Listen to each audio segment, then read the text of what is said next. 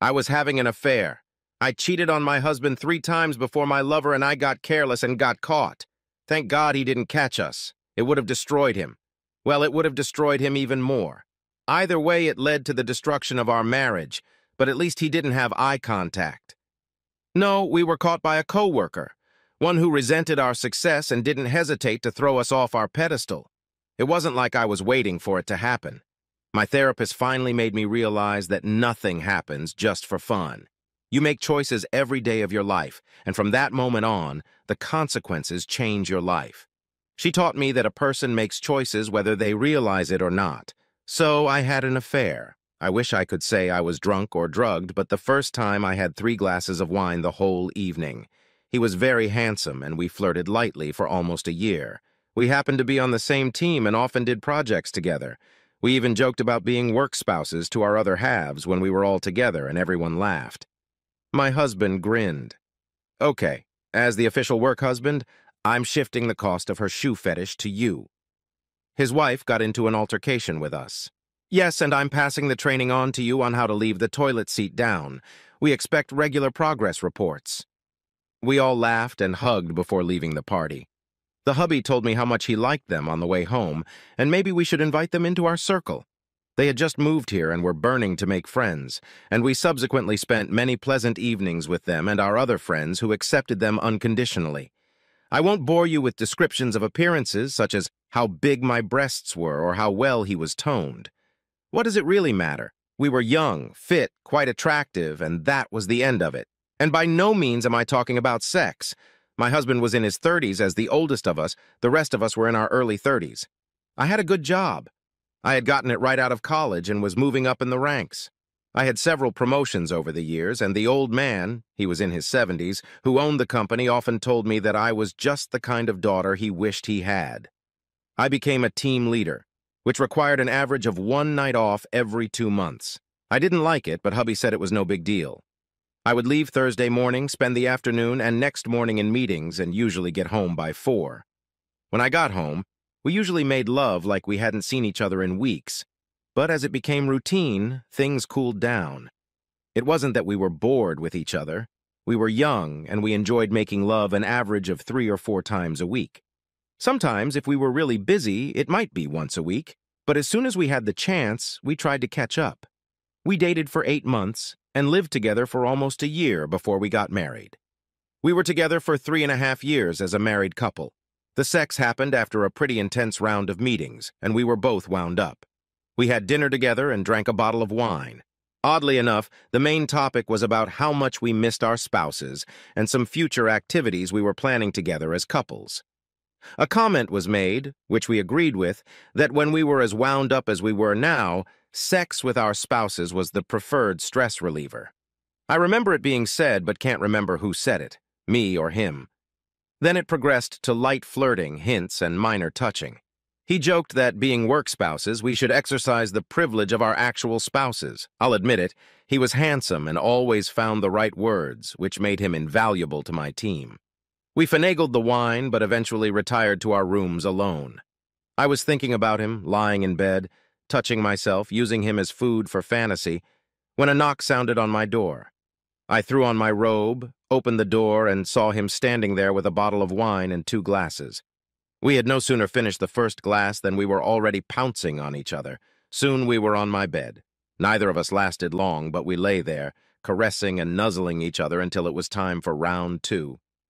He left me at 3 in the morning. I collapsed back into bed and fell asleep like a murderer.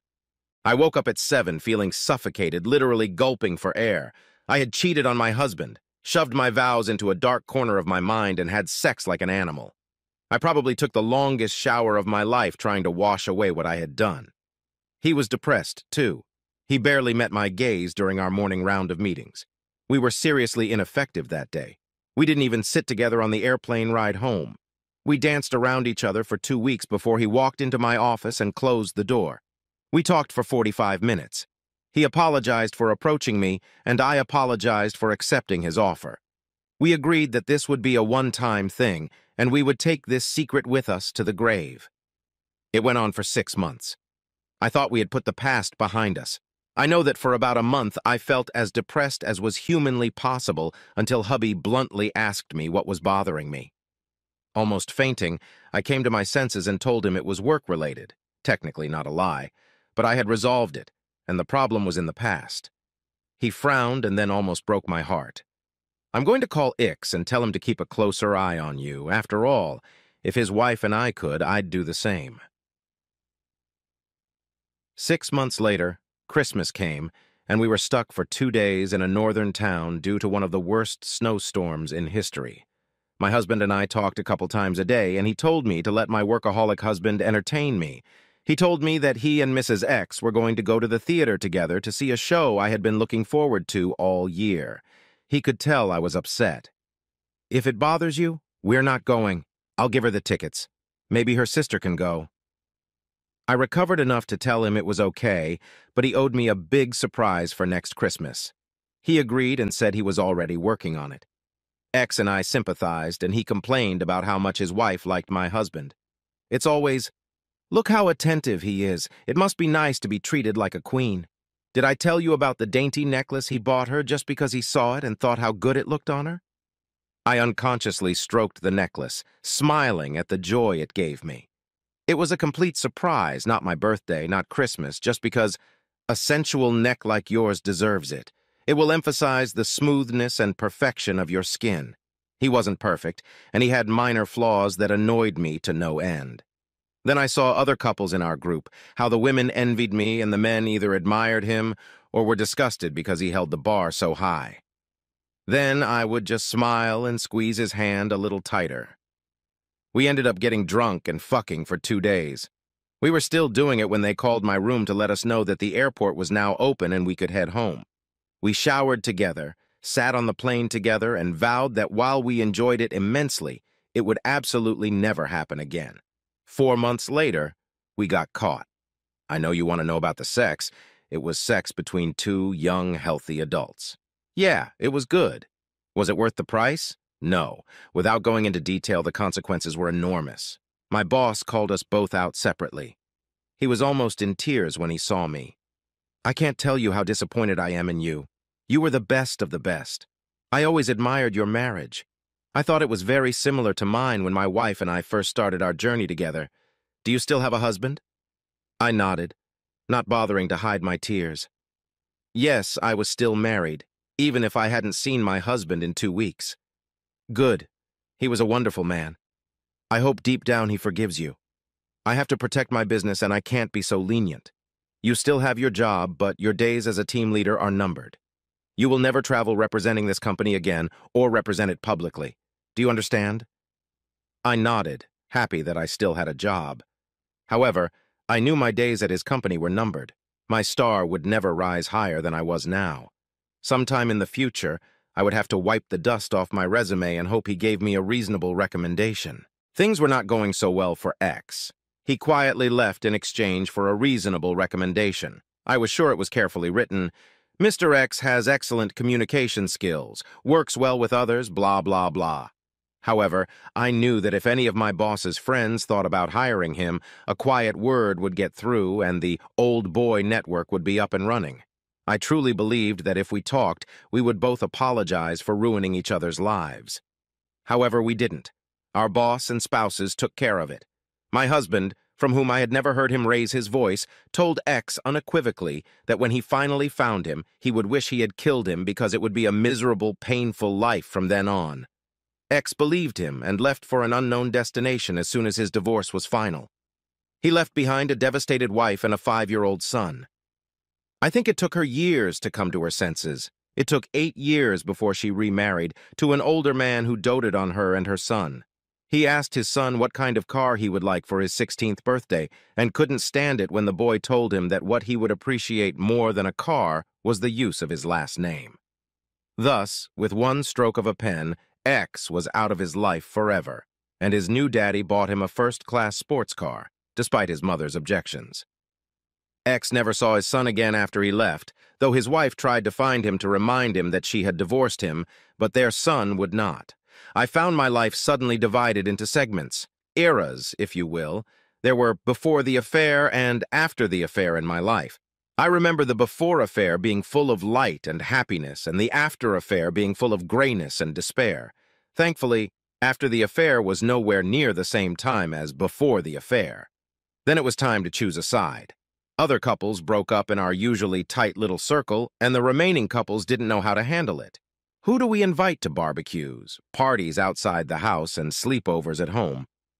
Gone were the casual flirtations and innuendos, afraid it would bring back horrible memories for those who were still around. I was kind of glad when we sold the house and moved apart. I'm sure other couples breathed a sigh of relief, just not in front of us. The women in the circle sympathized with my plight, offered me support, but made sure I didn't get too close to their husbands.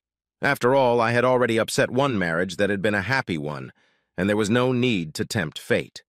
Things were even worse for X. The men supported him by making damn sure he never got intimate with their wives, ever. There was a lot more support for hubby and Mrs. X. After all, they were resentful, right? It wasn't their fault they were in the mess their lives had become. Then I had to move on to phase 3, telling my parents, friends, and relatives. I disappointed both couples, but both forgave me even though my marriage fell apart. I still send Christmas cards to his parents and gifts for their birthdays. They always sent me cards in return, and a few years later his parents asked me to visit them if I came to town. I never went, but thanked them warmly for their kindness. The first casualty in the post-romance era was our personal lives. We used to tease, torment, make slow, languid love, or chase like animals, depending on our moods. It took 3 weeks for hubby to come back to us and another 6 before we attempted any intimacy. It was a complete disaster. We were both afraid. Him of being compared to X and deemed inadequate. Me of doing the wrong thing and it would bring back horrible memories. Months went by and it mostly got better. We were trying to pleasure each other when I could feel his body just shutting down. At first I understood it all, but near the end I started to resent it. Couldn't he see how hard I was trying, how much I loved him? We went through counseling and it helped. It helped us realize that it was over between us. I had betrayed his trust, and it didn't matter how hard I tried, how hard I worked to heal his heart. The wound was too great. So after 5 years, we were no more. The divorce wasn't contentious, just a straight split equally. I didn't even cry when I got the final papers. We saw each other from time to time because our town wasn't very big. We always said hello to each other and were polite, but that was it. I remember how heartbroken I was in year 4 after the affair, when I looked out the window of a cafe downtown and saw him with a woman. She smiled, sitting next to him, giving him the intimate touches that every woman considers reserved for a lover. I went home and cried my eyes out one last time. I sent out resumes everywhere and received an offer from a firm 2 states away. It was a major step forward and just what I needed.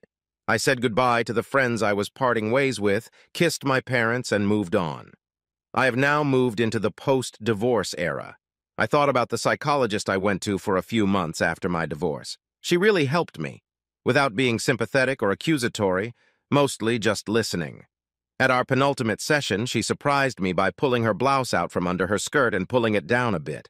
There was a rather large scar on the side of her thigh. She adjusted her clothes and sighed. We were young, about 16 or 17, and my friend asked her older brother to get us some drinks. It was mostly liquor, so it intoxicated us pretty quickly.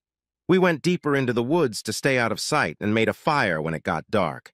It wasn't that big, and one thing entailed another, and then a risk. So one boy jumped into the fire. Soon we were encouraging each other, and we were all doing it. I was making my 5th jump when I tripped and landed on the smoldering embers on my side. I was in the hospital for 3 weeks, and that scar will never go away. After I got my degree, I realized it was a conscious decision I made to jump over the fire. The more I did it, the easier it got until I became careless. That scar is my cost. The point I'm trying to make here is that you made a conscious decision to have sex with a man outside of marriage, and when nothing happened, when you realized you could get away with it, you did it again and again until you got caught. She was quiet for a moment before continuing, repeating herself. You did it over and over until you got careless and got caught. Do you understand? You can't explain it away as a momentary situation. Your choice to continue meant that even though you jumped over the fire several times and felt safe, you eventually tripped and fell. The scars you carry are on the inside and they will never go away, but they will get smaller over time. Next time you have to make a choice, remember to scratch your scars. I thought about it a lot over the next week before I realized she was right. I could blame it on X.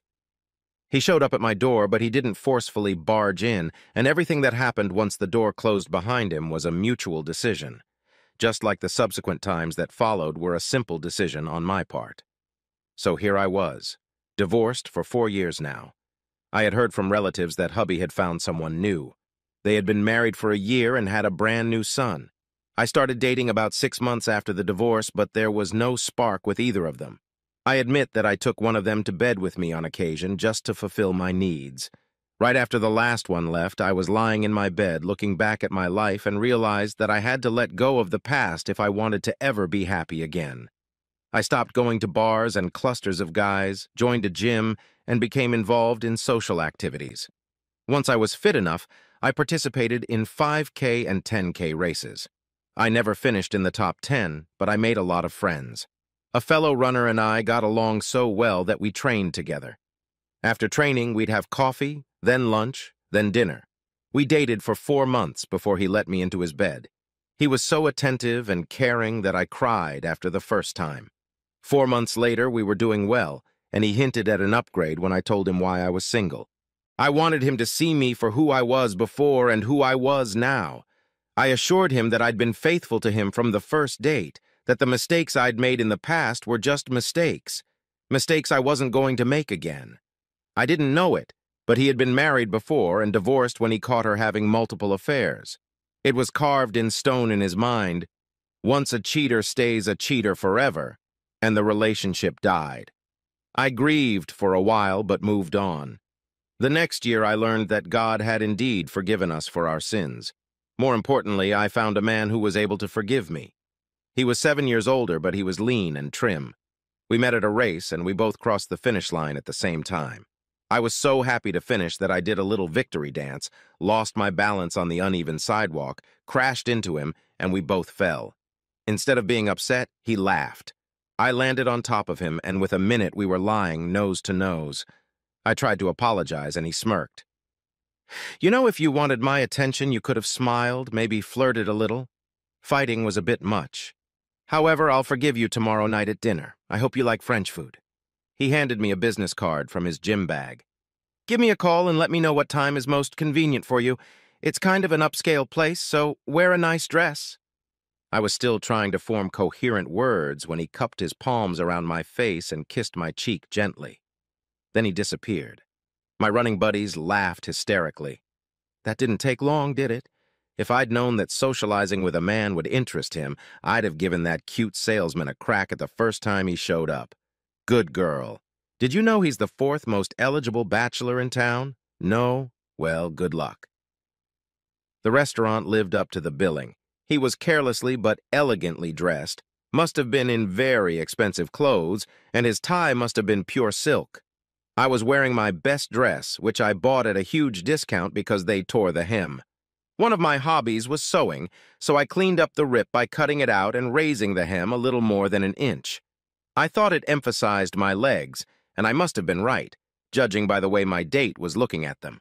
The date went well, as did the subsequent ones covering an 8-month period. He was trim, attractive, and gave me hot thoughts I hadn't experienced in years. It was turning into love. I hadn't felt this happy after making love since I was pre-divorce. It broke my heart, but I was being truthful. He listened to me, holding out tissues and rubbing my shoulders while I cried. I tried to gauge the look on his face, and he seemed a little surprised. I understand if you don't want to see me. I'm not afraid to tell you that I've developed strong feelings for you, and that if you continue to date me and it goes any further, I'll sign any document, accept any prenuptial agreement you propose, if it means being with you. He hugged me gently. I know all about your former marriage and affair. Yes, I researched you, invaded your privacy. Understand, I fell in love with you and couldn't understand why such a beautiful and desirable woman was still single. So you've made a terrible mistake. But you seem to have accepted your responsibility and its corresponding price, and that's very important to me. He got up, walked to his home office, and returned with a small box and a large envelope. He held out the envelope first. "Read this. If you don't mind, after you're done, open the box." Before asking for a pen, I reread the papers in the envelope twice. I signed in all the allotted spaces and handed them back to him. I had just signed an agreement that said I had a 20-year probationary period, but if I met the requirements, it would be canceled at the end of the term. There was only one clause in the contract, that I would be a faithful and devoted wife.